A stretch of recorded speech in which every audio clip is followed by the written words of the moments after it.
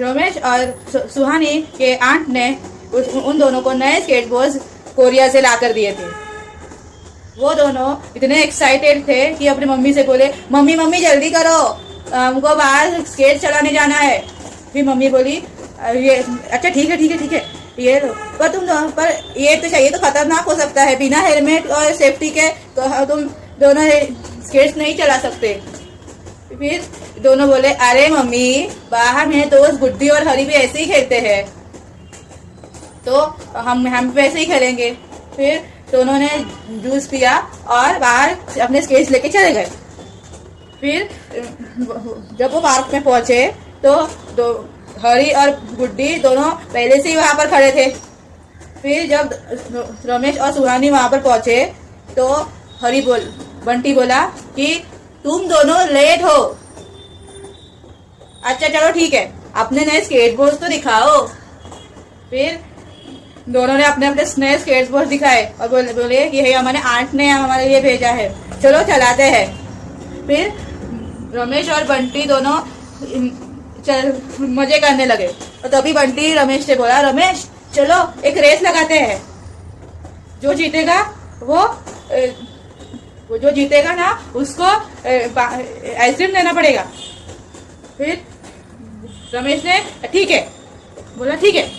तो ये दोनों ने रेस चालू करने से पहले ही सुहानी आके रमेश को बोली कि रमेश तुम रेस मत करना, अगर गिर गए तो मगर हेलमेट भी नहीं है, सेफ्टी कुछ नहीं है। फिर रमेश सुहानी से बोला, अरे सुहानी मैं नहीं गिरूंगा, तुम मेरा विश्वास रखो।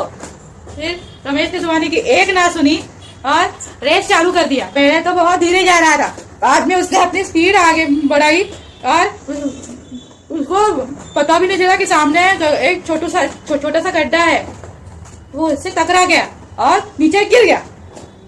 फिर उसके हाथ में दर्द हो रहा था क्योंकि उसके हाथ में थोड़ी सी चोट लग गई थी, क्योंकि उसका हाथ पत्थर से टकरा गया था। फिर उसके पैर में बहुत चोट आई थी क्योंकि वो गिर गया था। फिर वो रोने लगा। फिर थोड़े एक मिनट के बाद जब सुहानी भागते भागते आई और रमेश से बोली, रमेश मैंने तुझे कहा था ना ये बिना हेलमेट के रेस मत करना, देखो क्या हो गया, लग गई ना चोट। फिर रमेश बोला, मुझे बहुत दर्द हो रहा है। फिर बंटी बोला कि मैं तुम्हें घर पहुंचाने में मदद करता हूँ। फिर रमेश को बंटी उसके घर तक पहुंचा दिया और रमेश को ऐसे रोता देख तो मम्मी आकर बोली कि सुहानी क्या हुआ इसे। फिर सुहानी ने सारी बातें मम्मी को बता दी। फिर मम्मी बोली, रमेश दिखाओ जरा।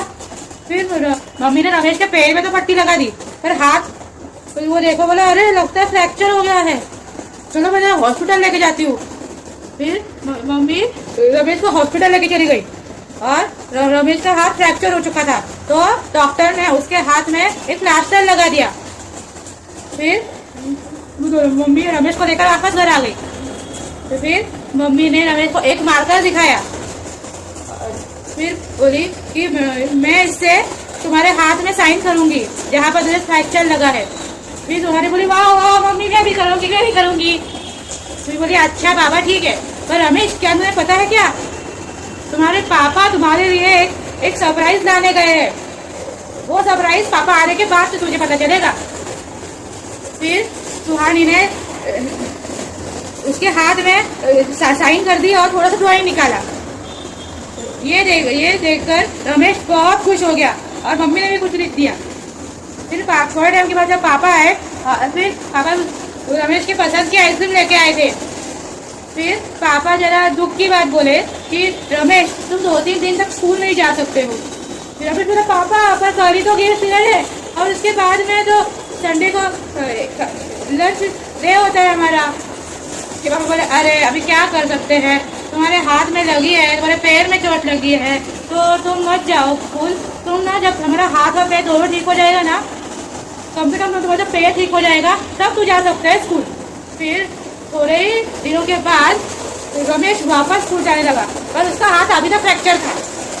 स्कूल जाने के बाद सारे उसके दोस्तों ने उसके हाथ में साइन और ड्राइंग कर दी। फिर बंटी रमेश ने बोला कि रमेश जब तुम्हारा हाथ ठीक हो जाएगा ना, तो हम वापस वो रेस चालू करेंगे। फिर रमेश बोला पर बंटी हेलमेट और सेफ्टी के साथ। ये सुनकर सारे दोस्त हंस पड़े। फिर थोड़े दिनों के बाद रमेश का हाथ बिल्कुल ठीक हो गया और वो हेलमेट और बारी सेफ्टी के साथ रेस वापस चालू की और उस रेस में वो जीत गया। तो दोस्तों अगर आप हेलमेट लगा के स्केटिंग करते हो तो ये आपके लिए बहुत सेफ रहेगा। अगर आप बिना हेलमेट के और सेफ्टी के स्केट चलाते हो तो आपका हाथ इस रमेश की जैसे हो जाएगा। तो दोस्तों अगर आपको मेरी वीडियो पसंद आई है इस वीडियो को लाइक कीजिए, इस वीडियो को